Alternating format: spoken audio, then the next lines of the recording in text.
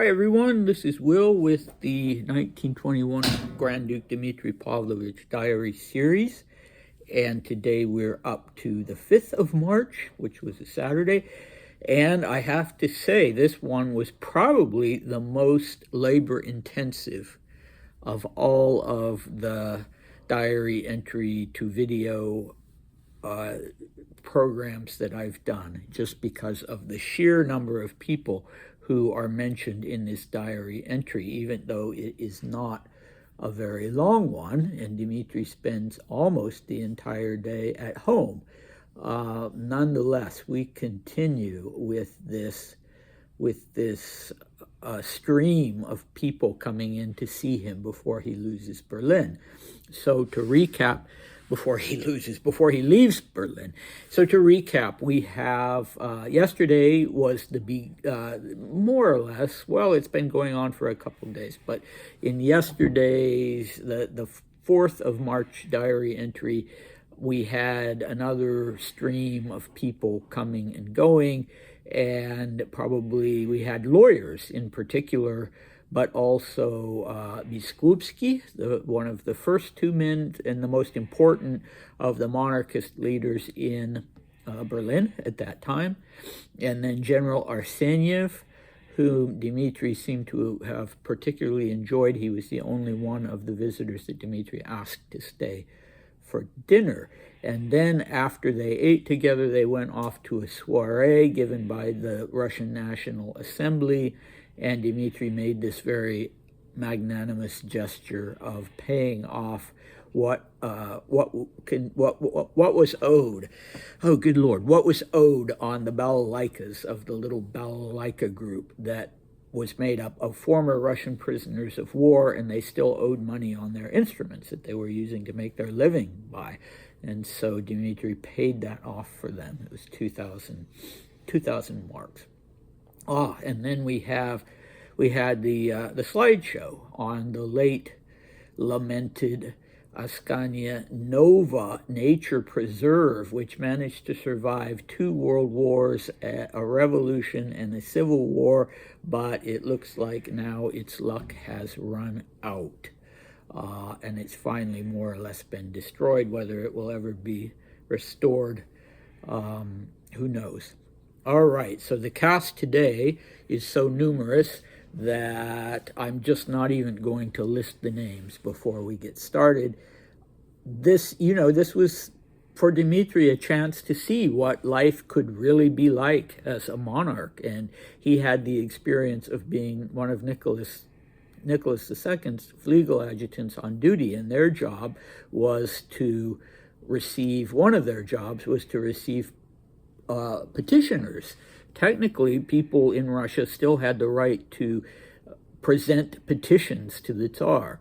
And so they would come from all over the country to Tsarskaya Selo or wherever the Tsar was, and the legal adjutants would have to speak to each one of them and make a little outline or report of what that person wanted to petition the Tsar about.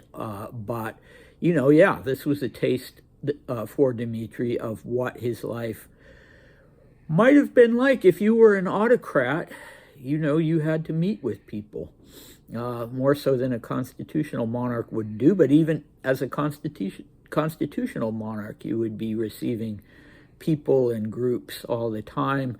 And, I think it wore him out a little bit. But anyway, let's see. He does manage, barely, but he does manage to squeeze a visit to Vera Karali in at the end of the day. So over the last 4 days, I've watched 2 interesting films about kings. One is the recent film, 2024 film with Ralph Fiennes, The Return, about the return of Odysseus to his island kingdom of Ithaca from Homer's Odyssey. And the other is also legendary stuff, John Boorman's, I think it was 1981 film Excalibur about King Arthur. And those are both such interesting films with respect to sort of the mythos around kings. And so I would recommend both of those, and both of those, but particularly Excalibur, made me think about Dmitri and his own thoughts about what it would be like to be not just a ruler, but to be a highly symbolic ruler. You know, there's the line in Excalibur, the land and the king are one. There's that sort of mystical underpinning of it. But anyway, let's move forward. The 5th of March, 1921, Saturday in Berlin, Hotel Excelsior. Dmitri would actually die on the 5th of March, but he had another 22 years exactly to live. He would die on 5th March 1942, and I guess it's just as well that he didn't know that as he was writing this diary entry. Okay, here we go. Bibikov came to see me in the morning, and Dubasov, May's husband. Both of them are Cavalier Guards officers. Bibikov was in my graduating class. Then Krasnov came again and brought a long breakdown of his paper, How to Save Russia. Then there was the former ambassador to Berlin, Sverbeev, and Baron Wrangel, the head of the Red Cross in Berlin. That's the only institution recognized by the Germans. Then General Masolov, who spouted a lot of nonsense and somehow managed to provoke me on the topic of the succession to the throne. Then Baron Ungern Sternberg, a friend and former adjutant of Boris's. Lunch was absolutely delicious. The food is great here in the capital. In the afternoon, I had a visit from Senator Bellegarde, the brother of the Bellegarde who was attached to Sandro, and a friend of Laming's. Then Baron Schelking, former diplomat Sokolov, Senator Neidgard, Duma member Tsarin, and finally General Rauch, who stopped by for 5 minutes but stayed until 7:30. I dined with Vera at her apartment at 9 o'clock. I got home early in a state of complete rapture. Okay, well, that's a new word that he is using in this diary entry, and he also uses it, this state of rapture, although I translated it differently. He uses it to describe his lunch and the food in Berlin. So, okay.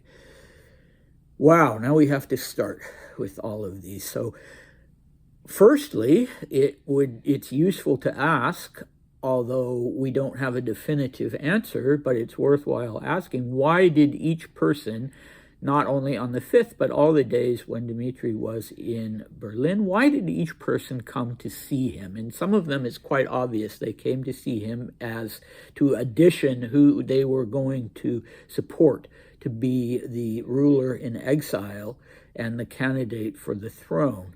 And to ask him to be involved in their groups if they decided they wanted to. But, you know, there were others who came for apparently various reasons. Another interesting question to know the answer to would be how many people were turned away, if any people were turned away. I mean, Dmitri had these 6 officers, these 6 guards officers who'd been assigned to him when he arrived in Berlin.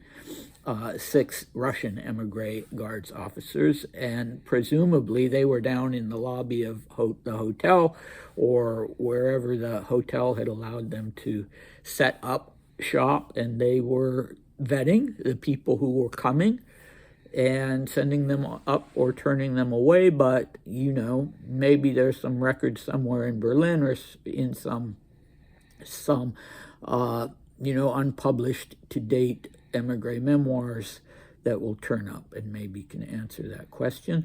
But anyway, we start out with 2 young Cavalier Guards officers, and they are both Dmitri's age. Within 1 or 2 years, I think Bibikov was only about 2 months older than Dmitri. And Dmitri was not in the Cavalier Guards. He was in the Horse Guards, but they were, you know, as regiments go, they were closely related. And so, you know, they would do activities, both, you know, maneuvers, military activities, but they probably visited each other's mess rooms and that sort of thing. So these 2 young men come for a visit. Valery Nikolaevich Bibikov, who Dmitri says was in his graduating class. Well, he means in his graduating class at the Nicholas Cavalry School in St. Petersburg. And what's interesting about Bibikov to me is the fact that he advanced at exactly the same rate as Dmitri did in the service. He started out just like Dmitri did as a cornet, and at the beginning of the First World War, he was a cornet, and by the end, he was a captain, and that's exactly the rate at which Dmitri himself advanced, starting out as a cornet and ending in 1916 as a captain. And so that's interesting, because in my dissertation on all the Romanov Grand Dukes, I can tell you that that would not have been the case even a generation before, even a half generation before. The advance in the ranks of the Grand Dukes had slowed down just remarkably. And they were supposed to really be, at this point, as much as possible, professional military men, and not just sort of dilettantes who were basically born generals. They were supposed to have the same sort of practical rate of advancement as, you know, their fellow officers.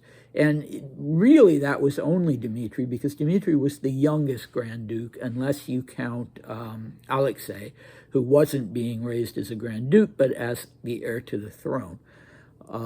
Okay, so who is the next one? Well, Bibikov himself would end up living in France, but he, at the outbreak of the Second World War, oddly enough, he would join the German Navy, the Kriegsmarine, and somehow he would end up, though, in Russia as an interpreter, but still with the Kriegsmarine, not in Russia, but in the North Sea or somewhere, and then when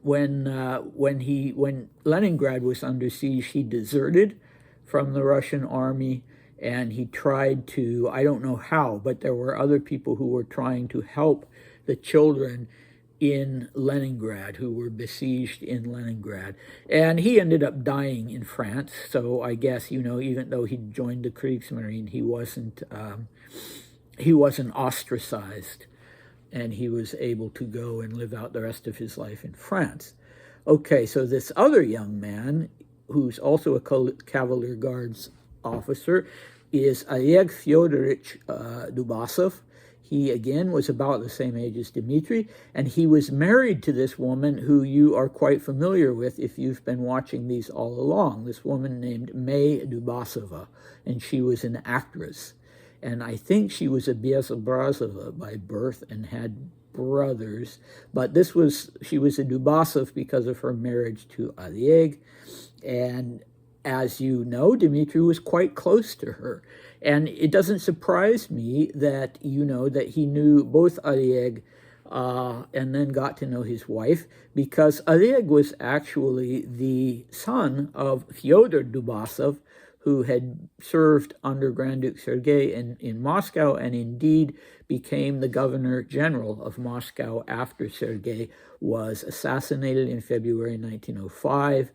And actually, the Dubasovs are mentioned in Dmitri's adolescent diaries.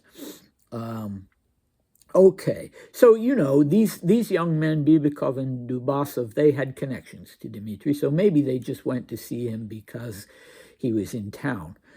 They didn't really have anything to ask of him, I would guess. So then they're followed by another former Cavalier Guards officer, but this one belongs to a whole different generation.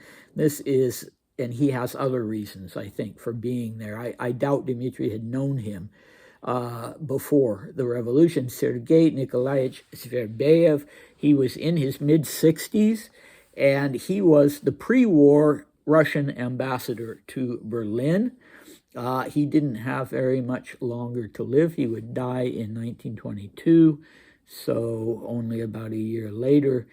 And his service in the Cavalier Guards was primarily because it was good form to spend a little time in a Guards regiment before you went into the civil service in some form. And he was actually a trained jurist, so he was another one of these people with a law background who came to see Dmitri. And why?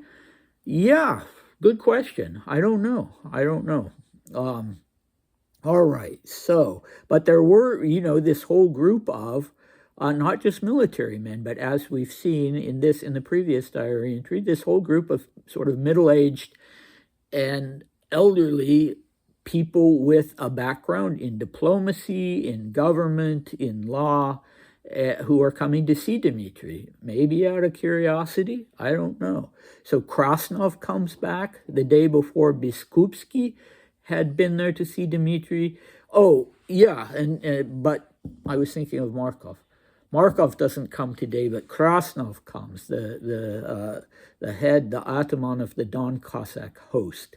And Dmitri expresses very clear disdain for Krasnov here when he talks about his book or his program on how to save Russia.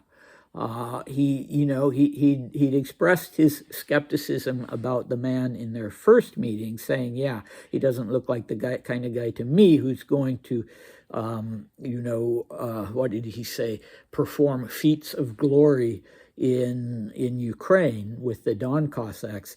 But anyway, he receives him. And the funny thing is, even though Dmitri doesn't like him, as he says elsewhere in the diaries, Krasnov still, at least as late as 1923, had preferred Dmitri to all the other Romanovs as the candidate for the throne. And he was one of the few who preferred him, of this set of people, who preferred him to Kirill. Otherwise, it was pretty much unanimous with the emigres in Germany that Kirill was their man, but Krasnov always favored Dmitri. Okay, then we have a Baron Wrangel, who is not the Baron Wrangel, not Pyotr Wrangel, the great White Russian military leader during the Civil War. This is another Wrangel, and there were all kinds of the Wrangels. It was a huge family with multiple branches, and I just couldn't begin to say which Wrangel this was. But I guess all I can say is what Dmitri tells us is that he was head of the Red Cross in Germany, or at least the Russian division of the Red Cross in Germany. Okay, and another person who has a famous name but is obviously not the famous holder of the name is Sokolov. So you remember that Sokolov was the man who did this investigation after the Bolsheviks were run out of Yekaterinburg. Sokolov got in and did this investigation of what had happened to Nicholas II and the children. And so Dmitri had a lot of dealings with that Sokolov, but this apparently is a completely different Sokolov. Dmitri refers to him only as a former diplomat and doesn't mention any relation to the other one, and I hope I haven't pronounced his name. I suppose it could be Sokolov or Sokolov, and I just don't know where the stress goes. Okay, so now we have somebody that Dmitri has met up with before in his post-revolutionary life, Alexander Alexandrovich Maslov. Again, I don't know quite where the stress goes. Alexander Alexandrovich was in his 60s, and he's coming to Dmitri apparently as somebody who was a very important courtier during the pre-revolutionary period. In fact, he was the head of Nicholas II's court chancellery, and he would write a book that's very well known to Romanov aficionados and people doing historical research on the Romanovs. The book is called At the Court of the Last Tsar. It's a very important one. And as a courtier, of course, it does make sense that he would come and see Dmitri, but he obviously provokes Dmitri and makes him angry by asking him, by talking to him about the whole issue that Dmitri has been trying so hard to avoid, which is the succession to the throne. So let's see, how does he put it? He spouted a lot of nonsense and somehow managed to provoke me on the topic of the succession to the throne. Well, Dmitri had a bit of a temper, we know that, but yeah, apparently it was just a minor thing between the two men. So then he goes off and has lunch. He's already received all of these people from the time he got up in the morning until lunchtime. And now, no, there's one more to go before lunchtime. There's Baron Eduard Rudolfovich Ungern-Sternberg. So he is the first of the Estonian contingent. We are going to have a whole stream after lunch of people who are either Estonian or who are in some way connected with Estonia. And the Baron Ungern-Sternberg is the first of these. He was born in 1886, so he's not that old. And he served with the Ismailovsky Guards Regiment. And as we find out from Dmitri, he was a friend and an adjutant of Grand Duke Boris Vladimirovich. So Dmitri undoubtedly knew him from that. He says a former adjutant, but still a friend of Boris's. So he may have gone just to see Dmitri, again, like the two young guardsmen at the beginning, the guards officers, just, sort of to say, oh, you're in town, hello. So then Dmitri goes off to lunch, and we have next, when he comes back, a man in his 60s, a senator, a Russian senator named Alexei Valerianovich Belgard. He belongs very much to the civil service, diplomatic, governing class in the pre-revolutionary Russian service. He was at the Ministry of Foreign Affairs for a while. He was vice governor of Lithuania. He became governor of Estonia, among other things. So these men that we have coming now, these are, some of them are very important people. And I find it very interesting that they wanted to come and see Dmitri. And some of them were extremists, but most of them were not, And so why were they coming? Again, I keep asking myself that question. Were they also assessing him as a possible future leader, either ruler of Russia or leader within the emigre community, someone whom people could flock around and who would unite people? Maybe. Okay, and Dmitri notes that that this Belgard, Alexei Belgard's brother, Ivan Belgard, was attached to Sandro, he says. But he's not talking about Grand Duke Alexander Mikhailovich. He's talking about Duke Alexander of Leuchtenberg. So Dmitri calls him Sandro Leuchtenbergsky. And he knew him well, and unfortunately, quite regrettably, Sandro was he was attached to, I think, Markov's group, although Markov's wasn't as bad as Biskupski's. So he was one of the sort of further along on the right, but, I don't think he was an extremist himself, but yeah, he was associated with those people and with Aufbau, unfortunately. Okay, and Dmitri also notes that this Alexei, it's not clear the way he puts it, whether it's this Alexei Valerianovich Belgard, the senator, or if it's his brother Ivan, who was a colonel, who was a friend of Laming's. Laming, I don't know where he was born, but the name certainly indicates that he was a Baltic German. And I'm sure you remember Georgy Mikhailovich Laming was Dmitri's, basically his caregiver when he was a child. No matter whose household Dmitri was living in, Laming was the man who was in charge of his tutors, making sure he got an education, making sure that he grew up as an upstanding young man with good values. That was Laming's job, and Laming stayed with him even when Dmitri was an adult. up until the time of the Rasputin assassination, was when Dmitri was sent off to Persia. Laming remained with him until then.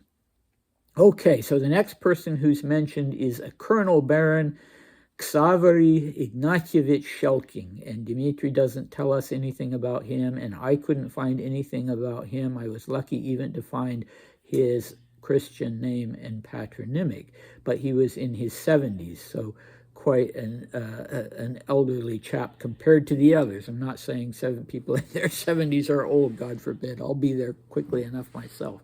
The next person was a man in his 60s. Excuse me. Dmitri Borisovich Neidgard. He was a Genstabist, so a graduate of the General Staff Academy. And interestingly, he was one of the people who was asked within the government to go to the Penza Samara region of Russia in 1891 to deal with a massive, devastating famine there. And that famine happened to be the main event in Russia around the time of our Dmitri's birth. He was born in September 1891 at a time when the famine was really, really disastrous for the countryside all around. Okay, he was also a governor of various places in Russia and ended up as the mayor of Odessa. He had a rank at court.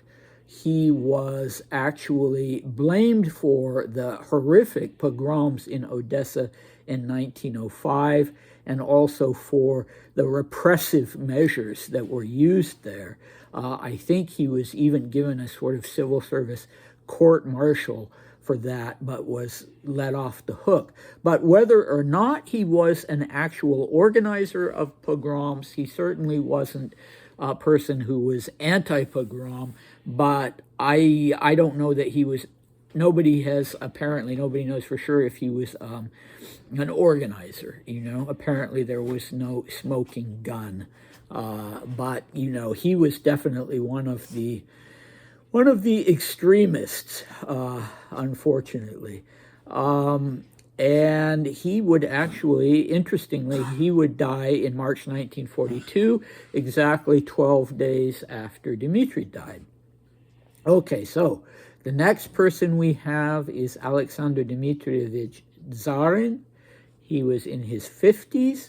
He was a representative in the Duma of the Pskov, what would you call it, state, province, I don't know. I should have made sure I knew that before I did this. He was a big representative of landowners in the Pskov area, and a person who knew things about land use and agriculture and logistics and that sort of thing.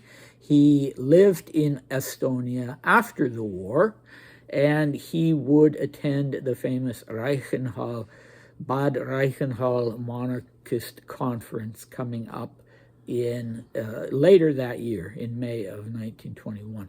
So finally we have General Georgi Antonovich Rauch, an Estonian, and he was in his 60s. And he was a big wheel during World War I. He was one of the top cavalry commanders involved in the invasion of East Prussia, which Dmitri actually was a part of himself, although he went as a cornet, not as a commander. And then later during the war, he would become the commander of the 1st and then the 2nd Cavalry Corps. So he was just right up there at the top. He fought with Skoropadsky, the Hetman Ataman Skoropadsky in the Ukraine after the revolution. Then he switched his allegiance to Denikin, although he remained in Ukraine. And his Wikipedia entry in the Russian Wikipedia says that after he got out of Russia, he immigrated to Turkey. But he was in Berlin apparently on 5th March 19 1921. So what, again, is it just a coincidence that we have all of these people connected to Estonia, either because they were Estonians, or in the case of Bellegarde, for instance, he was the governor of Estonia for a while? I don't know. There was this famous incident that I thought, aha, maybe that's what it was, where a group of German Freikorps soldiers and officers and Imperial Russian, White Russian soldiers and officers went into Latvia to try to run the Bolsheviks out of Latvia. And that happened in 1919, but I was wrong. Obviously it wasn't Estonia, it was Latvia, and not all of these guys were military men anyway. So, Dmitri doesn't say that they came together. He doesn't, so I don't know. Maybe it was just a coincidence instead of being actually, a group Estonian thing. All right, but finally, Dmitri usually has dinner between 7:30 and 8 o'clock in the evening.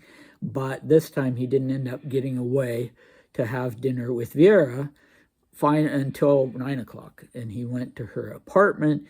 And when he says that he came home in a state of complete rapture, I don't know. I'm going to have to do more digging about this word that can mean rapture. It can mean delicious. It can mean, I don't know. It's not one I'm familiar with. It's not one that Dmitri uses throughout the diaries. He's only used it a handful of times, and two of those in this diary entry talking about very different things, about food and about Vera. So, yeah, I don't know. He says he came home early. But yeah, I don't know. I can't say the final word on that one. There's always a possibility with Dmitri that he's being sarcastic. Okay, so what will happen next time? We have a very interesting excursion to the Russian Orthodox Church, or a Russian Orthodox Church in Berlin, where security will be a big concern because of an alleged Bolshevik presence, and apparently it was a significant date when Bolsheviks were going to be expected on the streets, and so that is quite interesting. I've gone over a half an hour here, but thank God this is the last of the cast of thousands diary entries in Berlin, and indeed it is the penultimate Berlin diary entry. Tomorrow in Dmitri's time, the 6th of March, 1921, will be his last full day in Berlin. And then on the following day, the Monday, he will wake up in Berlin, but he'll be getting on the train to go to France. So thank you for your patience with this one and the previous one with so many people. Trust me, these are not easy ones for me, but they're very significant. It's very significant to know who were the people who were interested in Dmitri and were coming to see him and had some ideas about whether he would be a fitting leader or unifier of the emigre community, or even a fitting Tsar if the Bolsheviks were gotten rid of and a monarchy was reestablished. So, food for thought if you're a historian looking into these things. And yeah, I'll see you next time. Bye.